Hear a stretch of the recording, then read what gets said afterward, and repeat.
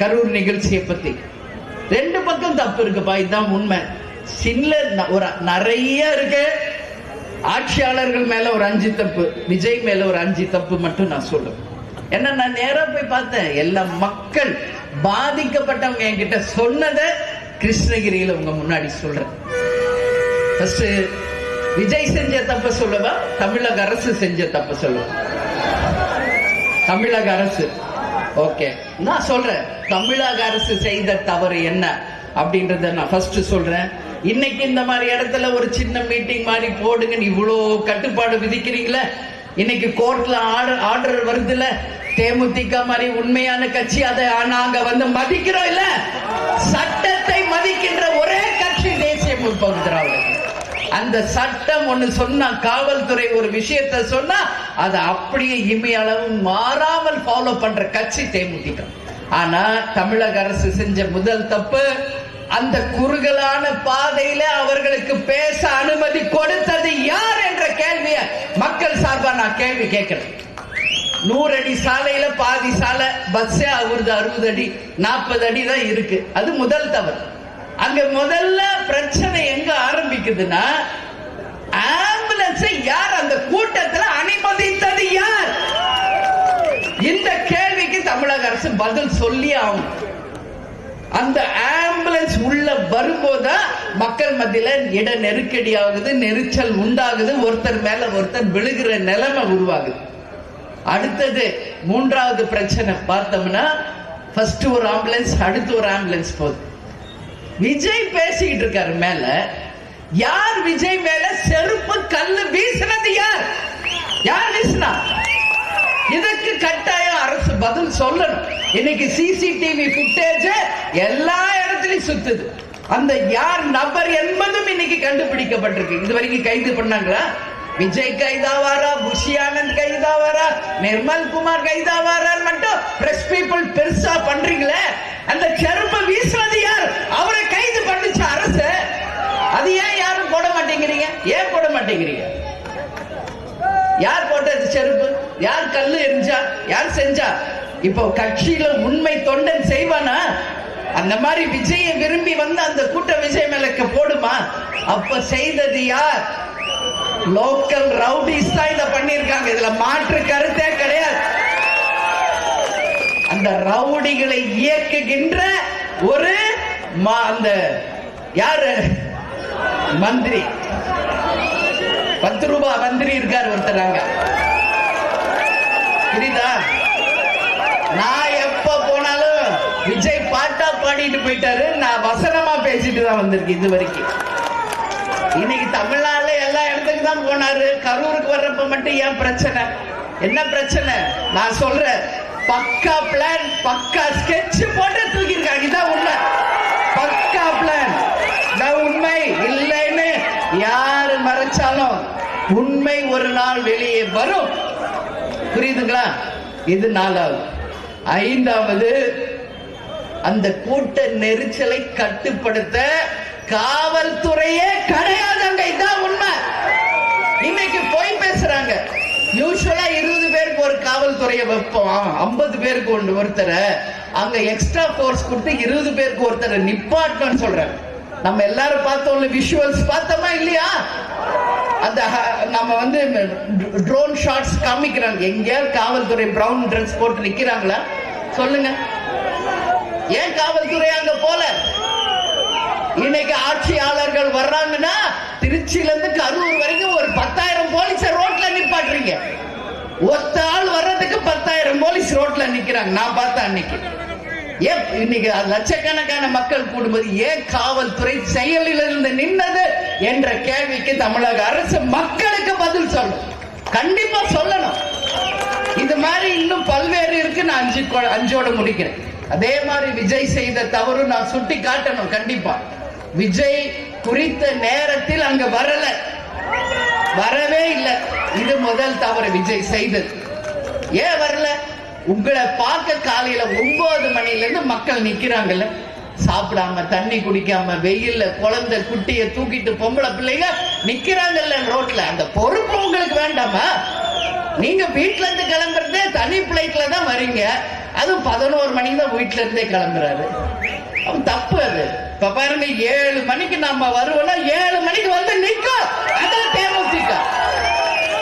நீங்க 3 மணிக்கு சொல்லுங்க, 3 மணிக்கு முதல் ஆள நம்ம வந்து நிற்போம் இல்லையா? கேப்டன் வந்து 155 படம் நடிச்சிருக்கார். மேக்கப் போட்டு வித் காஸ்டியூமோட 9 மணிக்கு லொகேஷன்ல இருக்கணும்னா முதல் ஆள் ஹீரோவா கேப்டன் தான் நிற்பார். முதல் படத்துல இருந்து கடைசி படம் வரைக்கும் அப்படிதான் தலைவர். விருதுகிரி வரைக்கும் அப்படிதான், சகாப்தம் வரைக்கும் கூட அப்படிதான் இருந்தார். கடமை உணர்வு. நம்மளுக்காக ஒரு ப்ரொடியூசர், ஆர்டிஸ்ட், சினிமா எல்லாரும் வெயிட் பண்றாங்கன்ற உணர்வு. 5 நிமிஷம் லேட் ஆனா முண்டிலன் பண்ணுவாரு வீட்டுல எல்லாரையும். அது கேப்டன். அவரை பார்த்து பார்த்து பார்த்து பார்த்து எல்லாம் நம்ம இன்னைக்கு தலைவர்ல இருந்து தொண்டர் வரைக்கும் உருவாயி. அப்ப இந்த கடமை உணர்வை தவற விட்டது விஜய். அதனால விஜய் இன்னைக்கு ஷூட்டிங் கரெக்டா போயிடுவார். அது எங்களுக்கு தெரியும். நான் தான் சொல்றேன், எங்க வீட்டு பையன் தான் அப்படின்னு. ஷூட்டிங் கரெக்டா போயிடுவார். ஆனா இப்பதானே அரசியலுக்கு வந்திருக்கிறார். இப்பதான் முதல்ல வெளியே வர்றாரு அவரு. இது வரைக்கும் அவரை மக்களும் பார்க்கல, அவரும் மக்களை பார்க்கல. சோ லேட்டா வந்தது முதல் தவறு.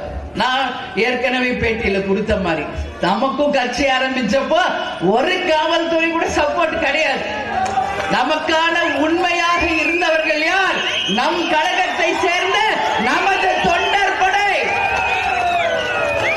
பெண்களுக்கும் ஆண்களுக்கும் நாம் உருவாக்கிய தொண்டர் படைதான் ஒவ்வொரு தொண்டனையும் பாதுகாத்திருக்கு இன்னைக்கு வரைக்கும். என் கூட வந்திருக்காங்க இன்னைக்கு 10 பேர் 20 பேர். அவங்கதான் நமக்கு பாதுகாப்பு. நீங்க எதுக்கு அரசாங்க காவல்துறையை நம்பி ஏன் போறீங்க விஜய்? ஏன் இன்னைக்கு வந்து மேல நிக்கிறீங்களே, 4 பவுன்சர் உங்களை சுத்தி நிப்பாட்டுறீங்களா உங்க பாதுகாப்புக்கு? உங்களை நம்பி வந்த லட்சக்கணக்கான பெண்கள் ஆண்களுக்கு என்ன பாதுகாப்புக்கு விஜய் கொடுத்தீங்க? என்ன பாதுகாப்பு கொடுத்தீங்க? இன்னைக்கு ஒரு 10,000 பேர் இன்னைக்கு யூனிஃபார்ம் போட்டு நிக்க வைக்க வேண்டாமா? கயிறு கட்டி வந்து ஒழுங்குபடுத்த வேண்டாமா? இதோ நம்ம கேப்டன் ரதம் வருது பாருங்க. வண்டி மேல எவ்வளவு பெரிய கயிறுகள் ரெடியா இருக்கு. கூட்டத்தை கட்டுப்படுத்த எல்லா இடத்திலையும் நாம தயாரா இருப்போம். யாரையும் அரசாங்கத்தை நம்பி போறது கிடையாது. எதுக்கு வந்து கரூர்ல லைட் ஆஃப் பண்றீங்க? எதுக்கு ஆஃப் பண்றீங்க? அவ்வளவு ஜனம் இருக்குது. யார் சொல்லி லைட் ஆஃப் பண்ணப்பட்டது? இல்ல இல்ல நாங்க ஆஃப் பண்ணல, ஜெனரேட்டர் ஆஃப் பண்றோம். பொய்யே. நாம பார்த்தோமா ட்ரோன் ஷாட்? அந்த இடம் தவிர சுத்தி முழுசும் இருட்டு. மொத்த கரண்ட் ஆஃப் பண்ணதுனாலதான் அந்த கூட்ட நெரிசல் உருவாச்சு. யார் எங்க போறோம் வரோம் தெரியாம அன்னைக்கு போய் விழுந்தாங்க. அதே மாதிரி இன்னைக்கு உங்களை நம்பி வர்றாங்களே தொண்டர்கள். விஜய் தண்ணி கொடுக்கணுமா இல்லையா? ஒரு சாப்பாடு அவங்களுக்கு தரணுமா இல்லையா? என்ன கொடுத்தீங்க? ஒண்ணும் இல்ல. இப்படி பண்ணா எப்படி? அதனாலதான் அவ்வளவு மயக்கம், அவ்வளவு பாதிப்பு. இது விஜய் பண்ண 3வது தப்பு. உன்னை நம்பி வந்தாங்களே, கொடு சாப்பாடு, கொடு தண்ணி, கொடு பாதுகாப்பு, கொடு. 4வது அவர் செய்த தவறு, பஸ்ஸுக்குள்ள உள்ள பூந்துக்கிறாரு. ஏதோ கூண்டுக்குள்ள பூந்துக்கிற மாதிரி ஒரு சின்ன கண்ணாடி, அது வழியா எட்டி பாக்குறாரு. என்ன ஓ மக்கள் தானே, ஒன்னைய தானே பார்க்க வந்திருக்காங்க, நில்ல மேல நில்ல ஒரு 4 மணி நேரம். என்ன போயிடும்? என்ன போயிடும்? என்ன பார்க்க 9 மணில இருந்து நிக்கிறாங்கல்ல ஜனம். ஒரு வாங்கல, அங்க ஸ்டார்டிங் பாயிண்ட்ல இருந்து நின்னுகிட்டு வாங்கல, மக்களை பார்த்து கையாற்றி கும்பிட்டுக்கிட்டே வாமே. உள்ள பூந்துக்கினா அந்த நேரத்துல வெளியே வந்தா உங்களை பாக்குறன்ற எல்லாம் மேல வந்து விழுகுறாங்க. என்னைக்காவது நம்ம தலைவர் அப்படி உள்ள உட்கார்ந்து நம்ம பார்த்து இருக்கிறோமா? இந்த 20 வருஷத்துல அங்க கொஞ்சம் பேர் அசம்பிள் ஆனது பார்த்தாலே வண்டிக்குள்ள எல்லாரும் காட்டி விடும். ஏய் மேல ஓபன் பண்றா அப்படின்னு சார் நம்ம உள்ள சொல்லுவாங்க. இல்ல கொஞ்சம் பக்கத்துல போய் வரணும் தேரடா அப்படின்னு. அப்புறம் ஒரு பயம் வாய் திறக்க மாட்டான் வண்டி அவர் வாகனத்துல. புரியுதுங்களா? அவருக்கு தெரியும் மக்கள் பல்ச புடிச்சவர் நம்ம கேப்டன். என் தொண்டன் என்ன விரும்புவான்னு தெரிஞ்ச ஒரு தலைவர். அந்த மக்கள் கூட்டம் ஆரம்பிக்கும் போதே மேல வந்துடுவார். அத்தனை பேரையும் பார்த்து கும்பிட்டு நீங்க கொடுக்கிற சால்வையை கழுத்துல போட்டு இப்படி பண்ணி முரசு கொட்டிக்கிட்டு அன்பா சிரிச்சுக்கிட்டு அப்படியே வருவார். சோ அந்த தலைவரை பார்த்துருவாங்க, அப்படியே ஹாப்பியா போயிடுவாங்க. நெருக்கிக்கிட்டே வரமாட்டாங்க. அப்படியே பக்கத்திலேயே வண்டி வந்தாலும் சத்தம் போடுவார், வராதிங்க, திட்டுவார். இப்படி வரணும், இப்படி பாதுகாப்பா இருக்கணும். மின் கம்பத்துல ஏறினா சத்தம் போடுவார், இறக்குவார். இதெல்லாம் தலைவர் பண்ணது. ஏன் இன்னைக்கு எங்க அண்ணன் சொல்றீங்களே விஜய், அண்ணன் என்ன செஞ்சாரு முதல்ல கத்துக்கிட்டு பேசு விஜய், முதல்ல கத்துக்கிட்டு பேசு. வெறும் எங்க அண்ணா மட்டும் போதுமா தம்பி? சொல்லு தம்பி. தப்பு. உன்னை நம்பி வந்தவங்களை இப்படி நீ சாகடிச்சது மிகப்பெரிய தப்பு. அதே மாதிரி இன்னொரு விஷயம் நான் சொல்றேன். விஜயை நம்பி வந்தவங்க எல்லா பெண்கள், குழந்தை, குட்டி எல்லாருமே இன்னைக்கு பாதிக்கப்பட்டிருக்காங்க. நிச்சயம் விஜய், நீ வந்து அப்படியே பிளைட்ல போய் வீட்டுக்குள்ள போனது தப்பு. இன்னைக்கு வரைக்கும் வெளியே வராதது தப்பு. போ, என்ன பண்ண போறாங்க? பண்ணட்டுமே, கைது பண்ணட்டும். நம்ம நாட்டில் கைது பண்ண தலைவர்கள் தான் வாழ்ந்ததா சரித்திரம், சரித்திரத்தை உருவாக்கியதா சரித்திரம். எத்தனையோ விபத்து நடந்துருச்சு, உன்னை அறியாம ஒரு விபத்து நடந்துருச்சுன்னு சொல்லுங்க. இன்னைக்கு மகாமகம் குளத்துல சாகலியா எல்லாரும்? கள்ளச்சாரை குடிச்சு கள்ளக்குறிச்சியில சாகலியா மக்கள்?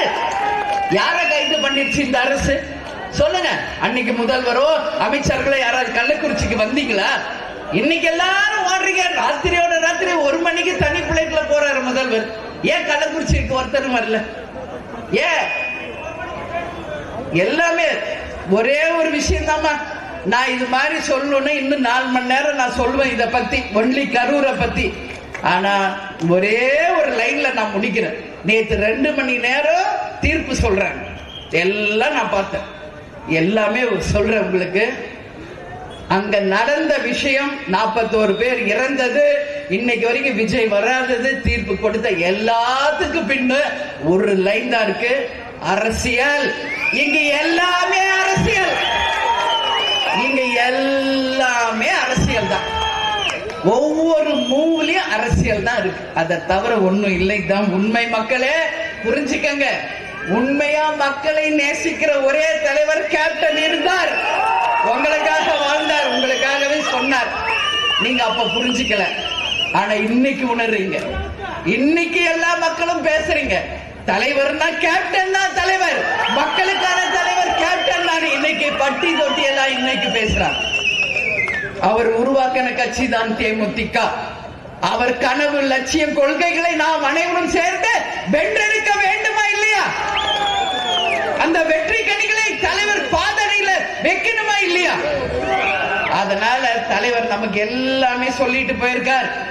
ஒண்ணு விடாம அத்தனையும் நாம் அனைவரும் ஒன்று சேர்ந்து நிறைவேற்றி அவர் கனவு லட்சியத்தை வென்று தமிழ்நாட்டை தன்னிகர் இல்லாத ஒரு தமிழ்நாடாக, இந்தியாவின் முதல் மாநிலமாக மாற்றிய தீர்வோம் என்று இந்த நல்ல நாளிலே நாம் உறுதிமொழி எடுப்போம். நிச்சயமாக அந்த வெற்றியை நம்மால காண முடியும்.